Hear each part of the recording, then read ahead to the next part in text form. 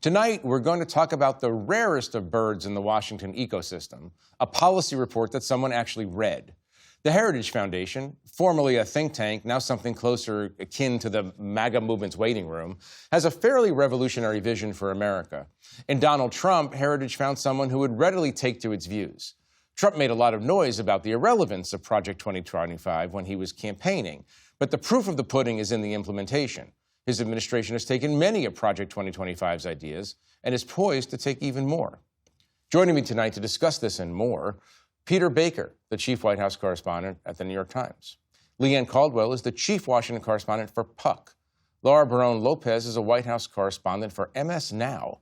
And David Graham is a staff writer at The Atlantic and the author of The Project, How Project 2025 is Reshaping America.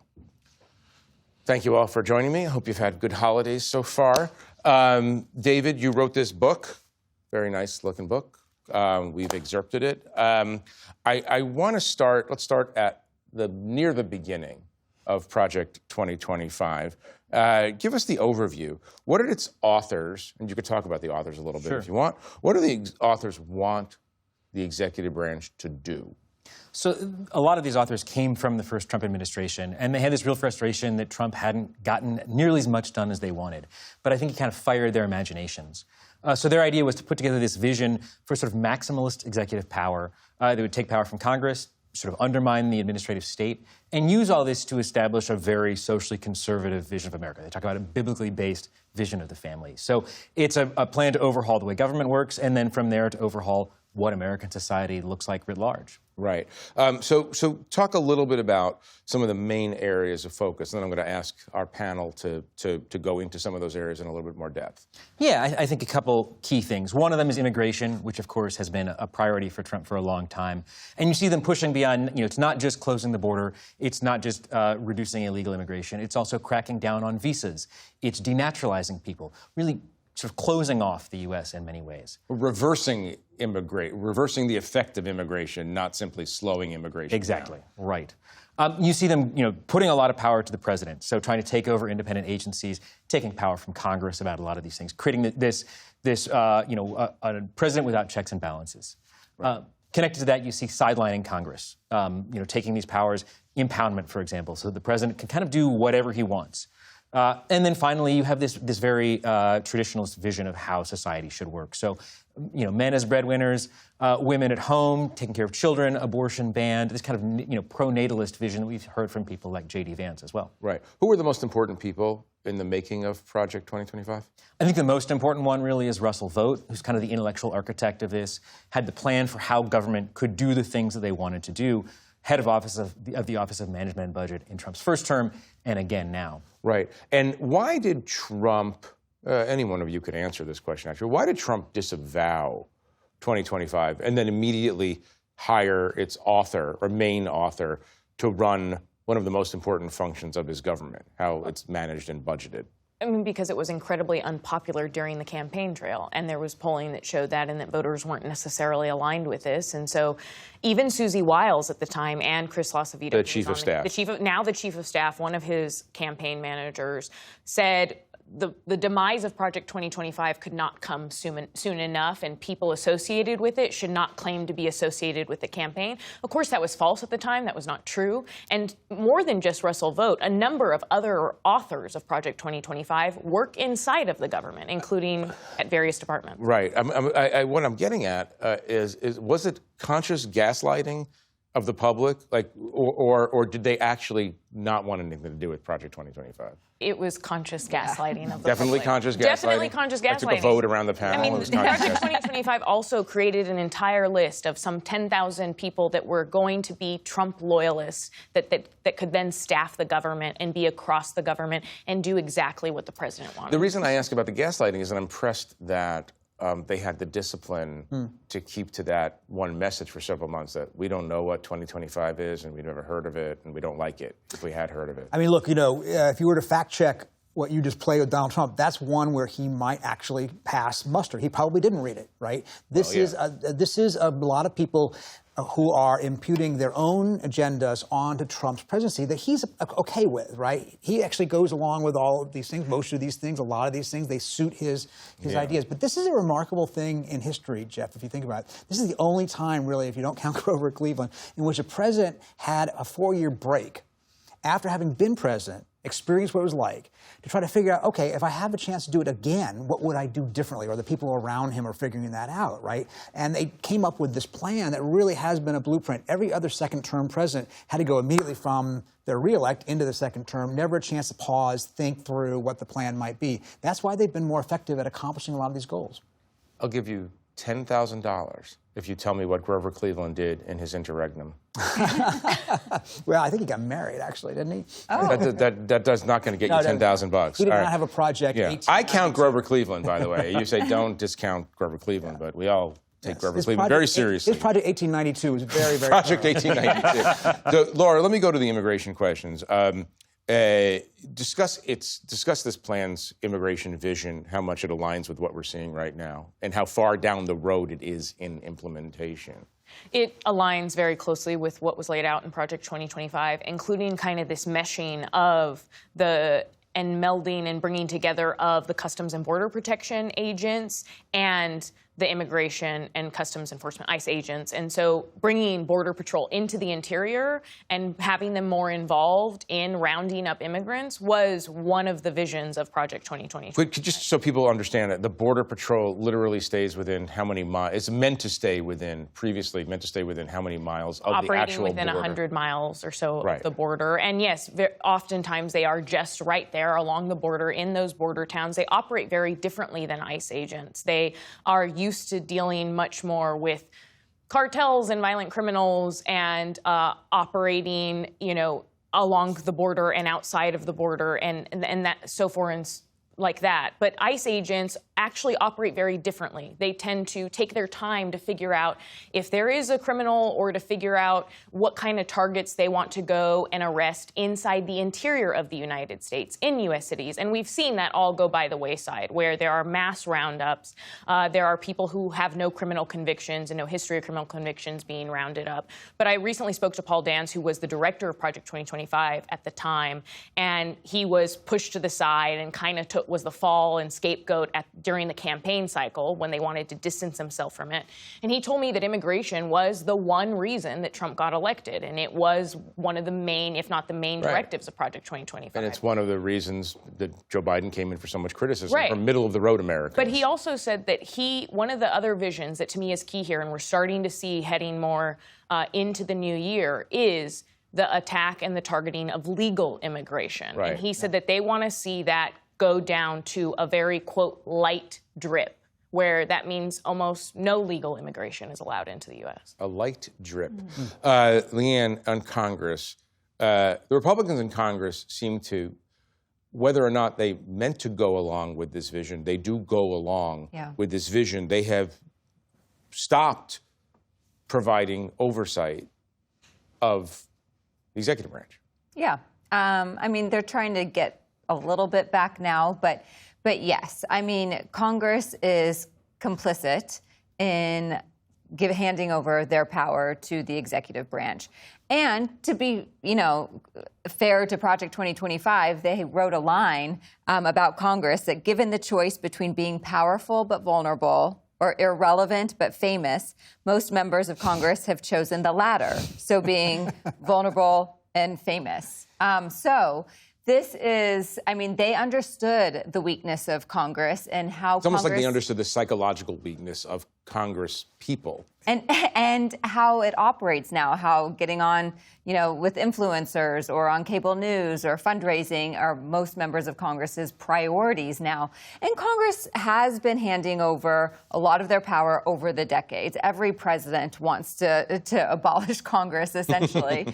But they saw this weakness, and so their plan was, because Congress isn't doing their job anyway, the president needs to step in through executive orders, through impoundment as far as appropriations are concerned, and take back some control of the, quote, administrative state, the federal government.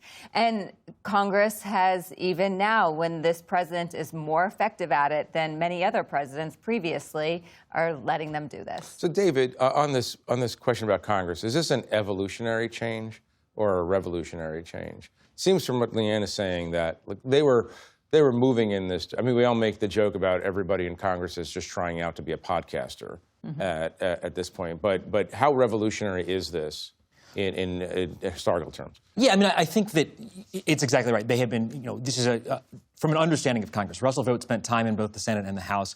He knew whereof he spoke. And, as a staff. Right, as a staff member. Yeah. And I think this is an evolution that has been happening of Congress giving it up. But I think the result is going to be more revolutionary. If we look at, for example, control of the administrative state, if we look at the way the Supreme Court seems poised to hand over control of independent regulatory agencies to the White House, we're looking at a really huge shift in the way the government relates to individual citizens, and in Congress giving up that power. And I think that's more than just a kind of gradual de-empowerment of Congress. Right. Peter, first talk about the Grover Cleveland administration even more. But when you finish with that, talk about the way the Republicans act now in Congress versus the way they acted or led in the Nixon administration, in the latter days of the Nixon administration.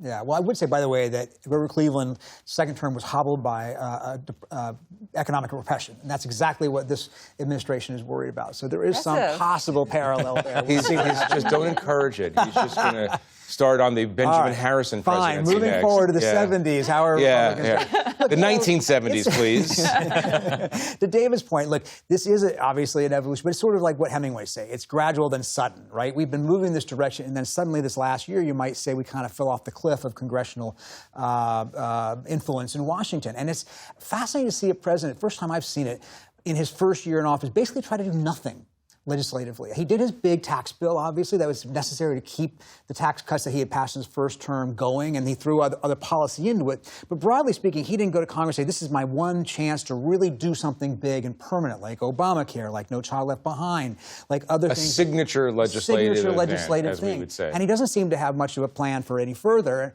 plans that way, because he does want to use executive power. But the danger of that is that the second the next president comes in, if it's a Democrat, for instance, they can simply say, I now hereby overturn all the executive orders the last guy did. Now, that doesn't mean it would change overnight, because a lot of things he's done have real lasting impact. But it's not permanent the way legislation is. And the Republicans in Congress, to your point, are willing to let that happen and willing to be quiescent, at the very least until the primary filing deadlines, when they see whether or not he takes aim at them. David, are tariffs in 2025, or is tariffs Trump's own preoccupation? Tariffs is one of these weird places where you can see the kind of cleavages in the conservative movement. So whereas in most of Project 2025, there is a clear view. On tariffs, there's a debate within Mandate for Leadership, the 900-page document, between a sort of Peter Navarro, current White House aide, and sort of Trump acolyte on tariffs, and Trump's Svengali on tariffs, and a more free market conservative vision. And I think what you see is places like the Heritage Foundation that still retain that older school conservative, free trade attitude, accommodating themselves, knowing, look, if Trump is the president, we're going to have tariffs, and we just need to sort of find a way to cope with that in order to get the other, particularly socially conservative goals we have. Put it this way, if the president they were serving didn't have strong feelings on tariffs, what would 2025 have said? Would it have been more traditional Republican? Yes, it would be closer to the old school. Yeah.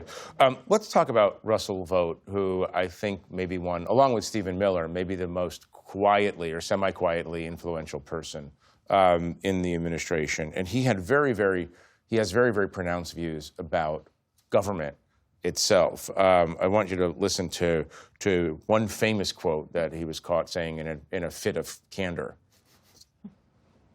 We want the bureaucrats to be traumatically affected. We want, when they wake up in the morning, we want them to not want to go to work because they are increasingly viewed as the villains. We want to put them in trauma. Talk about the vision there, the impetus behind that description of what he wants a federal bureaucracy to look like. Well, first of all, cruelty is the point, right? I mean, every president of the modern era has felt some frustration with the federal bureaucracy, Republican and Democrat. They find themselves hamstrung by the rules and the red tape and the resistance and the inertia. But this is the first one who comes in waging war on it, and Russ Vought is his field marshal, right? It's not just that the bureaucrats need to be reformed, it's that they are the enemy. They are evil. They need to be made into villains, because if nothing else, it provides an excuse if things don't get done, and it allows Trump to have an enemy. Trump plays best politically when he has somebody to go after. He likes the fight. This is why COVID was a problem for him. COVID wasn't an enemy he could go after. The deep state. Well, that's why he called it he spent a lot of time blaming the Chinese. Because he couldn't think of some other way to attack it, right? And the Russ Vought has given voice to this instinct of Trump's, which is to find an enemy, and the enemy is the people who work for the federal government. And also trying to get rid of all these thousands of federal workers is trying to get rid of any kind of check and balance that may have existed. It's another, like Congress, it's another. Right, it's another check, hampering. Another potential check to the president, which is, including career lawyers who work across these agencies who say, no, actually, if you attempt to do this policy change you want to do, that may be illegal. And now there's no one doing that, including at the Justice Department, which is not independent anymore, and at other key agencies. I mean, I have talked to federal government workers who are still inside who, yes, Russell Vought was effective. They are not happy about going to work. They are pretty miserable. They're depressed. The morale is low. And many are afraid that they're going to be fired or forced into layoff and retirement come next year, because they expect more will be happening across the federal government. In addition to expanding the executive branch, or part of that plan for Russ Vought is also making OMB, the agency he oversees, much more powerful, having much more heavy hand throughout the administration, and weakening GAO, which is the kind of the oversight wing, the legislative That's the accountability office. Yeah, for Congress, and Congress relies on the GAO, and they think that there's a huge disproportionate focus on GAO, and they're trying to completely destroy that. All the inspector generals are gone. Yeah. Right. Well, David, one thing I don't understand, I understand why if you're a fast-moving executive, you want to be disinhibited. You want the chains off you in terms of the bureaucracy. You want to be able to do things you want to do. And there are plenty of bureaucrats in the federal government, and some people do actually slow things down. I don't understand, and maybe you can explain it in the context of 2025, I don't understand why the government has fired so many line scientists, for instance, people who are not doing bureaucracy. They're actually looking for Ebola. They're actually trying to cure cancer. What do they have to do with this, and how does that fit into the overall vision? Well, I think there's a couple things. One of them is a kind of opposition to scientific research from the government, skepticism of climate change. Wait, stop. Number one doesn't make much sense to my mind. Sure. I mean, I think there's a sense that they're often pursuing very liberal goals. It's climate change. It's gender ideology, as they term it. Yeah, but the mass of the research is just done on diseases that kill large numbers of Americans. Well, red, blue state doesn't matter. There's an entire, I mean, this is an interesting dovetail with the MAGA agenda, which is skeptical of that research. It sees it as in bed with big pharma, pushing in the wrong direction. MAGA, for those of you who don't know, is Make America Healthy Again. That's the RFK, whatever program. Right. Yeah. And so they want some of these things to be private. They want some of these things to be done outside of government. Some of them they just don't want them done at all. And they want the government to be smaller. Right. Meanwhile, measles and whooping cough cases are up across the country. Right. David, I want to read something that you wrote about the cultural aspects of this. Quote, with a little imagination, we can glimpse the America that Project 2025 proposes. It is an avowedly Christian nation, but following a very specific, narrow strain of Christianity. In many ways, it resembles the 1950s. While fathers work, mothers stay at home with larger families. At school, students learn old-fashioned values and lessons. Abortion is illegal, vaccines are voluntary, and the state is minimally involved in health care. The government is slow to police racial discrimination in all but its most blatant expressions. Trans and LGBTQ people exist, they always have, but are encouraged to remain closeted. How explicit is this in the framework of the 900 pages? Extremely. I mean, basically every one of those things, I could point you to a page where that comes from. Right. This is the vision they want, and they're very clear about it. They're not, I think what's interesting is there have been, claims about hidden agendas for many years. There's no hidden agenda here. They're very clear about what they want. They actually published the agenda. They put it online, in 2023 for everyone to read. Right. One more question on that, because I'm interested I'm interested in where Trump's inclinations diverge from 2025's. inclinations. I mean, Trump seems to be historically fine with at least the L's and the G's and the B's, maybe not the T's. Right. We see that. But this is not a person in Donald Trump who would overturn marriage equality. Is it? I mean, I get that the heritage people might, if they had their druthers. I think what they found is common cause on this fear of wokeness, this idea that the cultural left is taking things over. And so you start by knocking out DEI programs and wokeness, but pretty quickly you're getting into things like civil rights enforcement, Equal Employment Opportunity Commission. All of these things become very connected for the people at this heart. And I think, for Trump, he's getting what he wants. And if they want to go further, it's not a huge problem for him. He's having to let them have their run.